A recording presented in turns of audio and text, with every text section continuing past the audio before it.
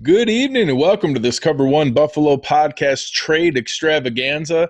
We're going to go through and take a look at some of the guys who have been rumored to be on the market, some of the players that I think we should take a look at, maybe dispel a couple of the rumors for guys that I just don't see a lot of logic about why they would be out there, and talk through maybe some of the fit or what we think's going on here.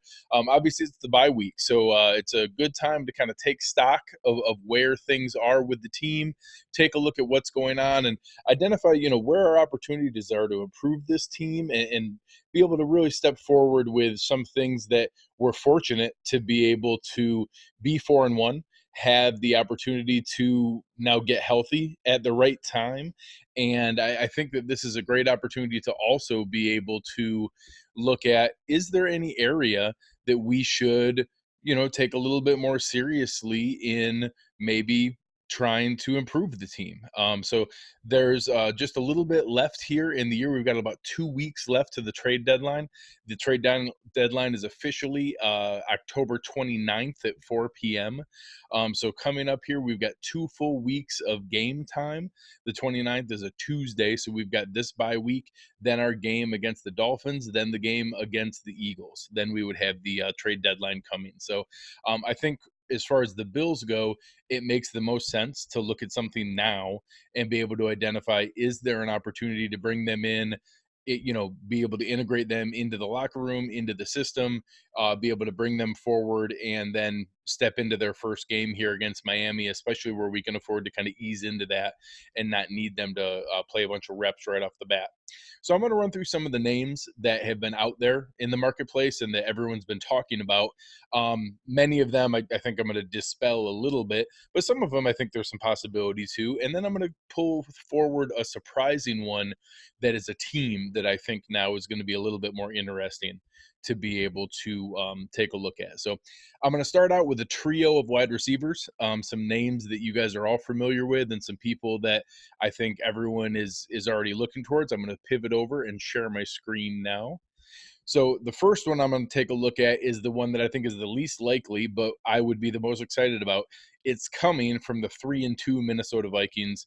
The name is Stefon Diggs. Everyone's been excited about it. Obviously, there is a ton of opportunity for a player that's only 25 years old, 4 years into his career, one of the best route runners in the NFL.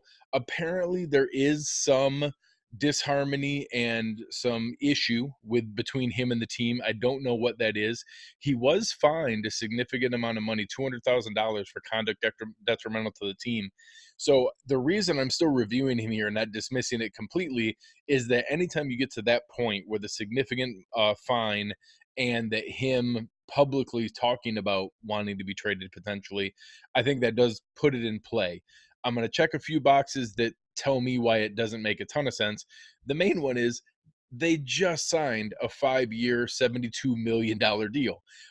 Anytime that happens, you're now talking about significant financial ramifications. So the first part of that is there's some okay room here, but they spread out a significant chunk of money later on with signing bonuses, a $15 million signing bonus.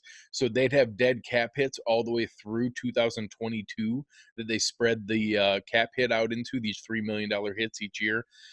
There's some other roster bonuses. The team taking him on pretty much just takes on the salary. So any of the guys we talk about this year, I'm going to use the annualized number, even though we're 5 games into the year, which means, you're saving maybe roughly 30% of that money because the current team has already paid them those weekly salaries.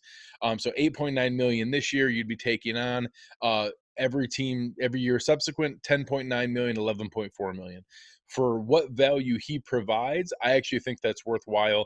I'm going to wait and talk about the fit as wide receivers after we get through these first 3.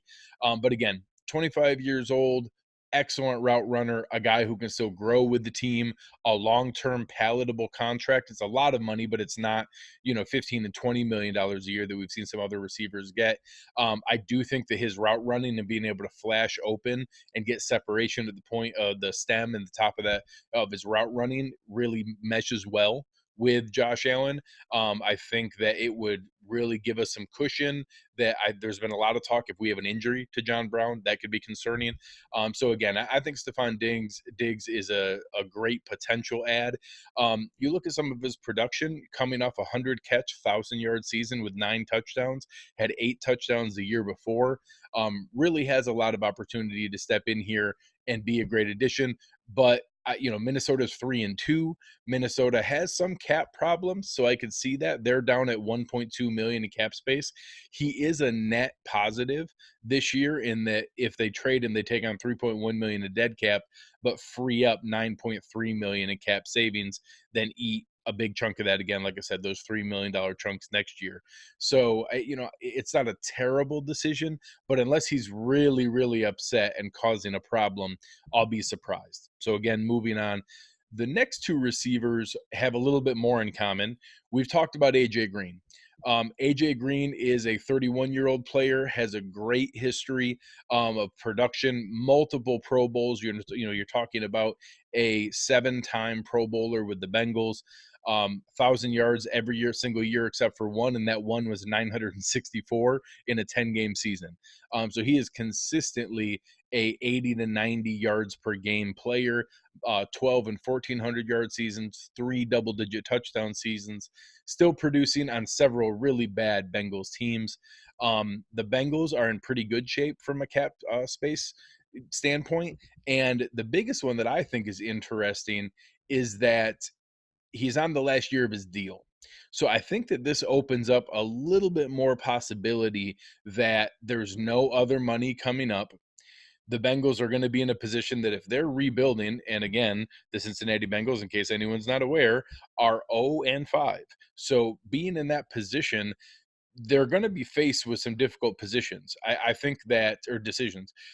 I think that he is a locker room stalwart. I think he is a favorite of the Brown family and the ownership that's there. I think that there's a reason that you may want to be able to stay, engaged with him and keep him in the locker room and bring him back. I'm curious if that's what he wants. I know that he spent a lot of time there. I know that he's been in that community and that team for a long time. I don't think he would hate an opportunity to win somewhere else. So, obviously this depends on the draft compensation that they're looking for. There were rumors put out there by Jason La Canfora that it was $1 million, a first round pick. I think that's crazy for a 31-year-old who's currently injured. He has had 1 or 2 other blips here, but honestly, for the most part, has been pretty healthy up until this year.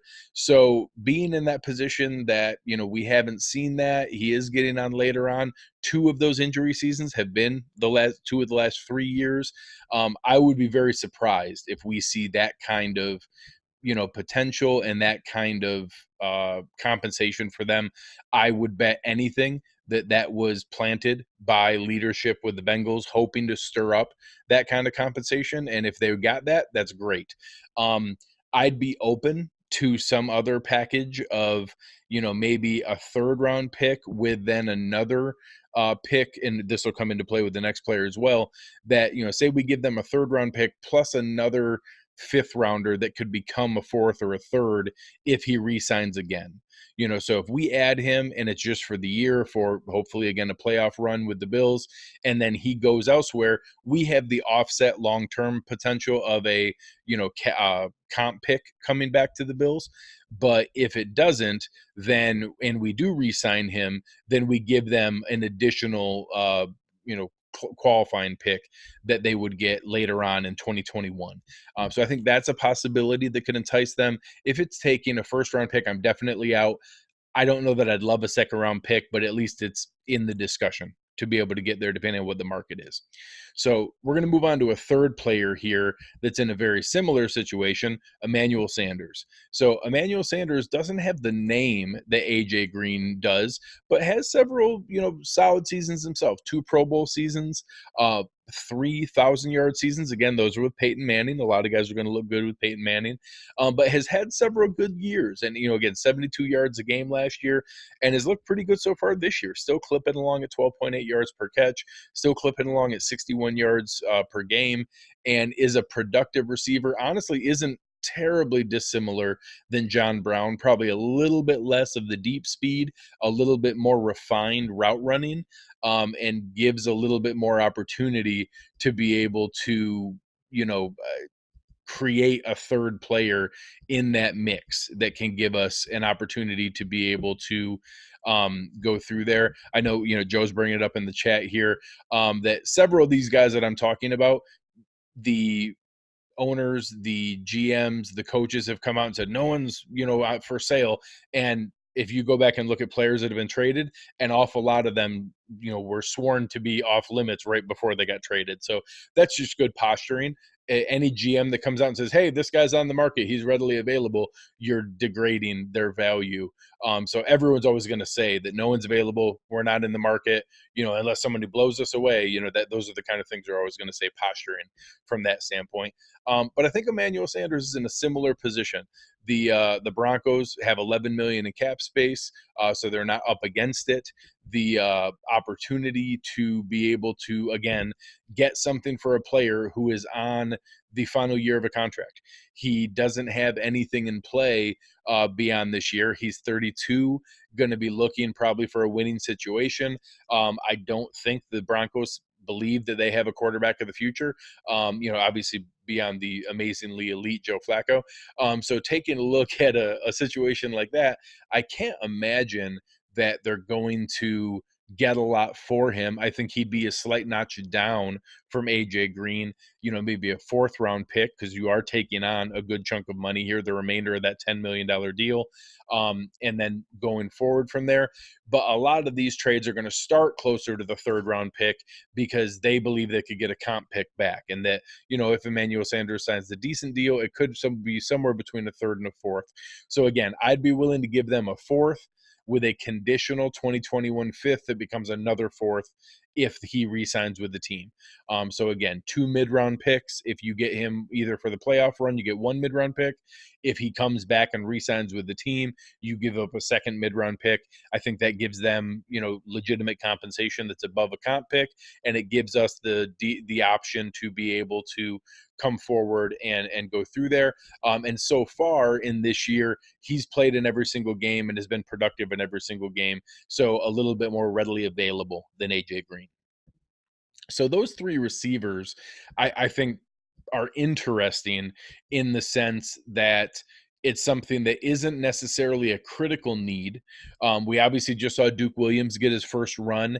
I do think that the 4 catches for 29 yards is more indicative than maybe the excitement of the touchdown and the excitement that myself included had in him being available to be able to run through things. But I do think that it shows that we probably were a little bit more in need than what we thought. Obviously, Cole Beasley and John Brown are the primary elements to be able to look at where we're hoping for a little bit more improvement. So I don't know that I think that wide receiver is at the top of our list per se, but I do think that it's a possibility that we could take a look at. I was one that certainly had the idea of, hey, here's a mid-round pick and Zay Jones as a package to be able to get one of those 3 guys. But obviously already moving Zay for a future fifth lets us know roughly what that value is. I think that that's what we're seeing in the kind of area that a notch above there for some of the guys that I mentioned. Sanders, you know, Diggs and AJ Green are all much better than Zay is, but also cost a lot more and are not on the rookie deal that he has. So I think more current picks and higher round picks make a little bit more sense, but nothing crazy. I don't see any of those guys going for an enormous pick. If Diggs truly was available, maybe he goes for a little bit higher, but you're taking on the biggest contract with him. I'm going to move on to another one of the names that's been discussed here and be able to share my screen again. So take a look at what we have here. The next stop we're going to look at is in the tackle market, and that's with Trent Williams. So Trent Williams is one of the toughest ones here because when he's at his best, he is an absolute all-pro, upper echelon, incredible deal to be able to acquire. You know, you're talking about a guy who had been coming off 7 consecutive Pro Bowls. Several of those years was hands down the best tackle in the NFL, oftentimes referred to as the most athletic tackle in the NFL. he has made it crystal clear he has no interest in playing for the Washington Redskins ever again. My concern comes in is that these numbers towards the tail end here. So the last 5 seasons, he hasn't played a full season. Anytime you're at 15 or 14, I'm not concerned. Guys who miss 1 or 2 games during an NFL season is normal. It's actually rare to play all 16. Most guys get a ding here or there. So I'm not concerned about that. It's the trend that concerns me. So going from 15 to 14 to 12 to 10 to 13, now he hasn't played at all so far this year, so not getting any wear and tear, but still not playing. I'm a little bit nervous about what could we bring him in for, what would the Redskins want, and then what would he want. So as far as his deal goes, he is 4 years into a 5-year, $68 million deal. He has overall cap hit this year of a pretty healthy number, but they did some movement around. He has a $14 million cap hit next year. So the way that they move things around, there was actually no cap savings for them this year. They would just be taking a $3.6 million dead cap hit and then getting out of the $14.7 million next year and freeing up a full 12.5. 1.9 of that is going to be a dead cap next year. But freeing up 12.5 million in cap space next year, no cap space this year. So this is purely a draft capital kind of move and salvaging some value from a guy who states he's never going to play for you again. The Redskins are in good shape, 14.2 million in cap space this year. They're okay to be able to take that on. They're playing without him now. So I think that it puts them in a position where they're really just on principle. Are you going to try to get something back in return for him, or are you going to just stand your ground and state that, no, we're not going to give into that? Going solo, I need a drink break. So being able to look at that, Trent Williams is really enticing. I think it's interesting to be able to look at a piece like that to bring in at such a high level. And obviously then you're looking at what does that do to the roster? Deanna Dawkins has actually been playing pretty well the last game or two here. Hasn't been perfect all season, but has been good all season and then was really good against the Titans here and has had looked better as the season's gone. So I'm less urgent in adding a pure left tackle right now than I was. The problem this brings in is what do you do with Deanna Dawkins if you trade for Trent Williams? Because you're not trading for Trent Williams, who's been a 7 consecutive Pro Bowler, $17 million a year player, and then asking him to change positions. He is an all-pro, best left tackle in the league kind of player. So that's where he's going to play. So then you're debating, do you put Deanna Dawkins in at left guard instead of Quentin Spain? Do you move him to right tackle where he really struggled in limited snaps last year and would be a very challenging move midseason? So I'm not 100% exactly how that would work out. I don't love the idea of bringing in a player who you have to gel with the rest of the roster, have everyone connect with the rest of the team, and then also move one of your other better performers to a new position as well. But for a player of Trent Williams' caliber, I'd be open to it. I think the injury history, I think the lack of leverage for the Redskins, and I think the position that they're in limits their leverage in this situation. I also think it's why he hasn't been traded. I think that if they had more leverage, they would move him. They'd get a first-round pick because he's a franchise tackle, and everyone would move forward. I think the fact that teams know they don't have a lot of leverage, he says he's never going to play for them again, they're not offering first-round picks. So, again, I wouldn't offer a first-round pick. I would be hard-pressed to do that. You'll hear me say it once here tonight. So being able to look at that, I don't see an opportunity to do that.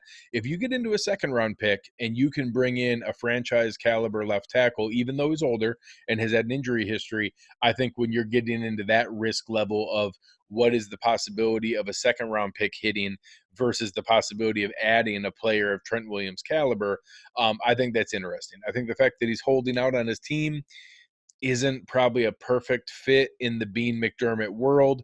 But again, I think you have to consider it when you have a player of that caliber.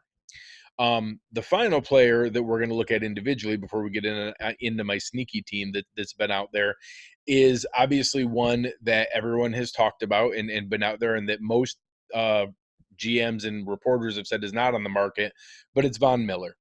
Von Miller is a upper echelon, top level pass rusher in the NFL. You take a look at his stats, this column in particular right here that has double digit sacks every single year except for the 1 year he was injured. He's played 16 games every single game of his entire career except for that 1 year. And then every single year he's getting after the quarterback over and over and over again, and producing a good amount of tackles in there as well, leading the league in fumbles several times, forced fumbles several times. Just a constant game wrecker. Now, he is 30 years old. I get that you're probably not going to increase in productivity, but he had 14 and a half sacks last year. I think putting him with the back seven that we have opposite Jerry Hughes, we absolutely could get value out of these next couple years. He does have 2 more years left on his contract. If he were to be traded now, they would recoup 17 million in cap savings immediately. 8 of that would be negated in a dead cap hit, and then they'd carry some cap hit forward, but would also realize 17 million per year in cap savings. That's also the number that the Bills would take on.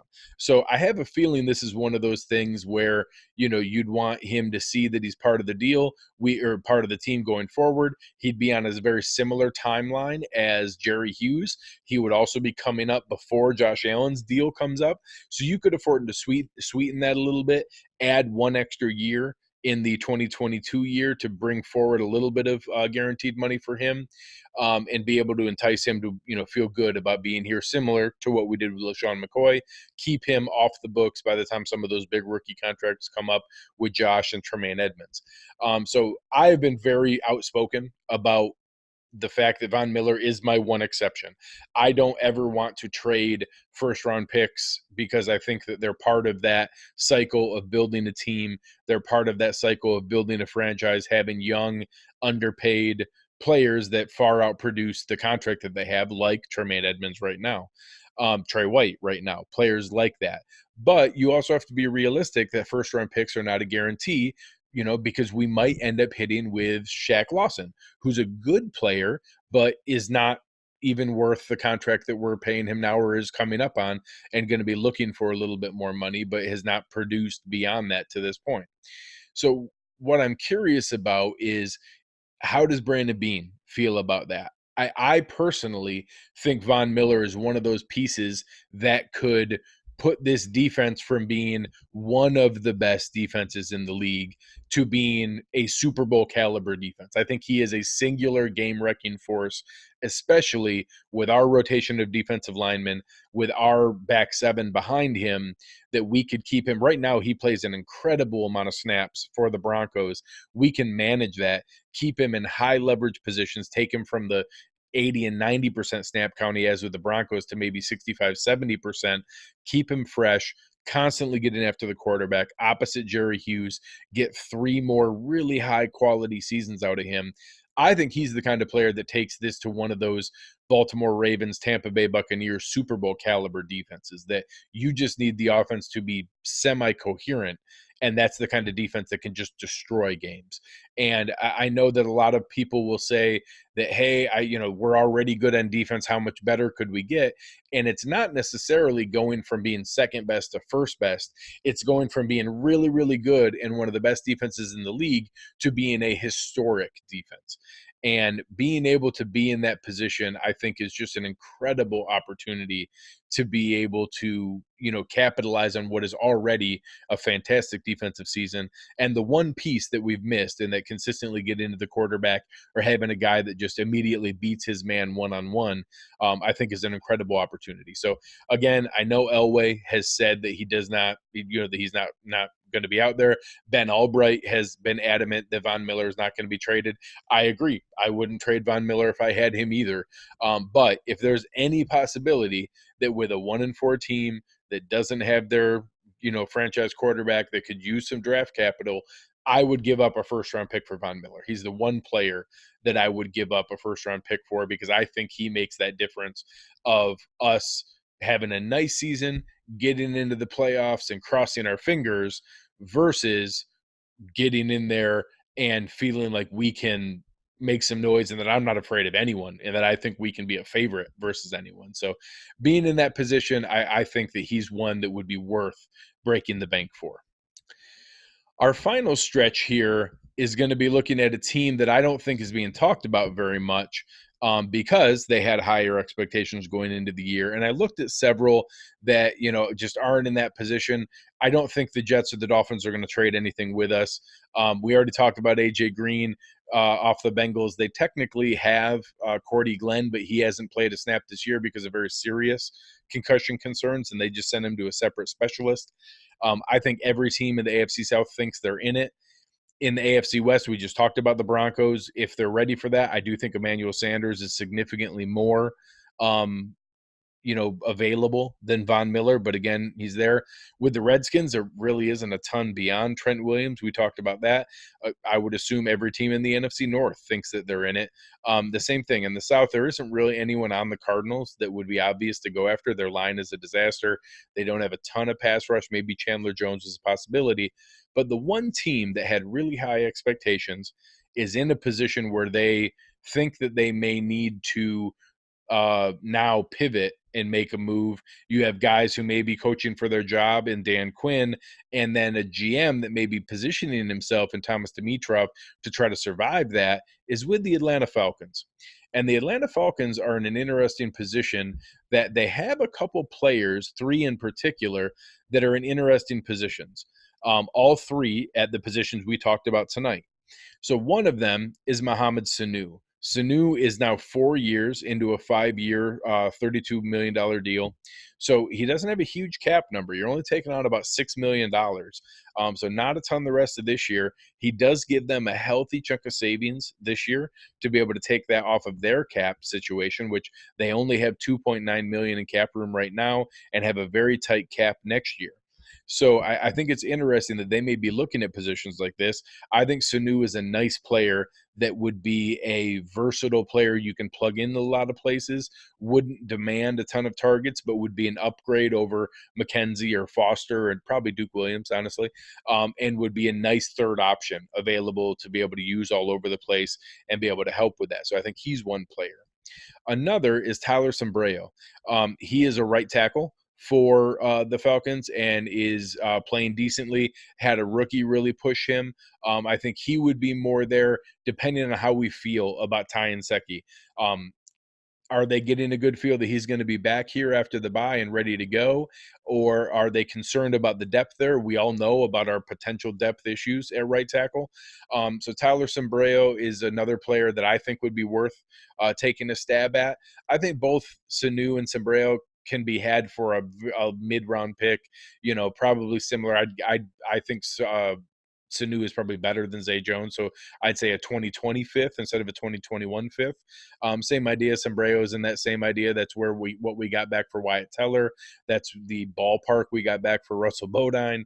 So that 5th or 6th round pick area, that's the ballpark that I'm assuming we would be looking at. But the one player that really intrigued me and the one that was my kind of number one takeaway in all my research that I did is going along those same lines of what would really add to this team. And it's Vic Beasley. Vic Beasley, I think, they exercise the 5th-year option on their deal. Vic Beasley is now still in a pretty solid position that he's only 27, is now being paid $12.8 million, is probably being paid more than he's worth. They realize full savings off of that automatically and get every dollar of that back for this year, and then would be able to carry over, roughly 70% of that. So you're talking $8.5 million that they get to carry over into 2020 to be able to get off the books now. And then you'd be able to carry that forward. I do think he would take a little bit higher draft compensation, because coming into a free agency, any pass rusher, that he hasn't been perfect. He had one amazing season with 15 and a half sacks, then fell back a little bit with 5 sacks each of the past 2 years.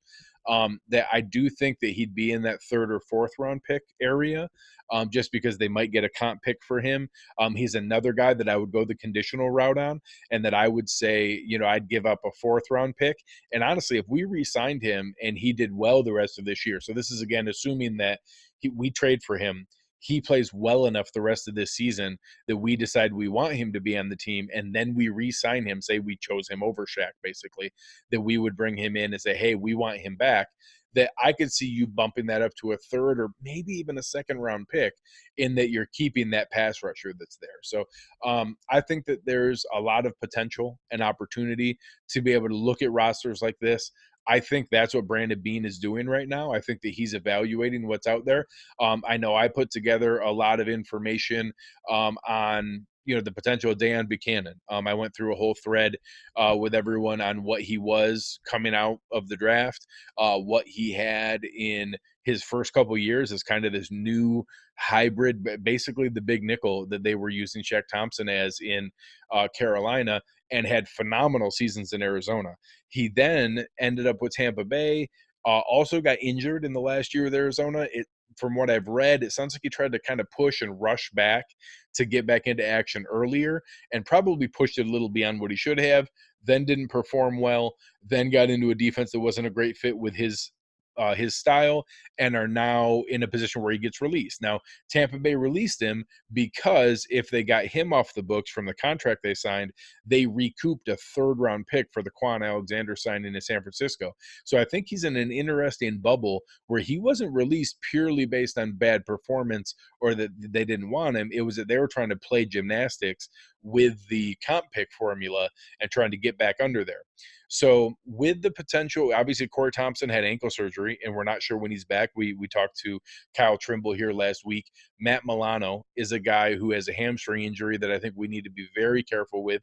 I think we can afford to wait and not play him versus Miami, and then be able to step into the next game and maybe against Philadelphia, but I wouldn't mind sitting him for another week or two beyond there. Dan Buchanan would be a fantastic insurance policy to be able to back that up. And then if he's a good fit and we decide that there's a positive connection with the team, he's the kind of player that I think could be there to significantly push Corey Thompson and Voshon Joseph to be that replacement for Zoe Alexander next year.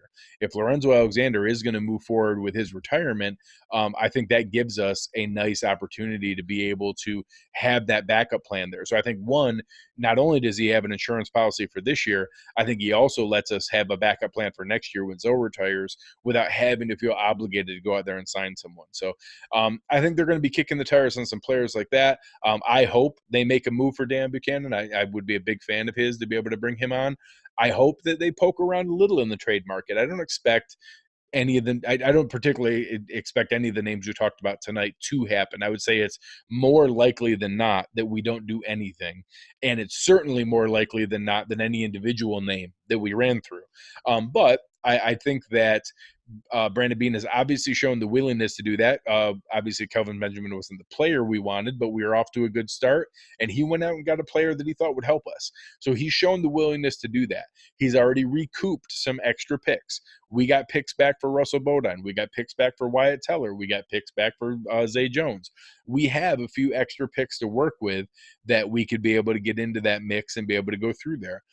Ron brings it up in the chat. Defensive tackle is another area with Harrison Phillips going down. Cal Pecco's been okay, but we could upgrade there. Those are some areas that we could take a look at that. And that's an interesting spot, even looking at the Falcons. They did just bring back Grady Jarrett on a big deal, so he's not going to be available. But maybe they have a guy behind there that we could be able to poke around at. And those are the kind of things that I believe the team is going to be looking at, that they're going to be going through and reviewing. Is there a chance to upgrade in this spot? Is there a chance to be able to add additional depth? You've seen how important depth is, that we've survived some of these initial injuries, not had to tank an entire game and have some gaping wound on the offensive line that they go after or on the secondary that they go after. And everyone remembers that. Every Bills fan remembers what that's like in the past when we've lost a guy and then the team just picks on that guy over and over again and it ruins the game.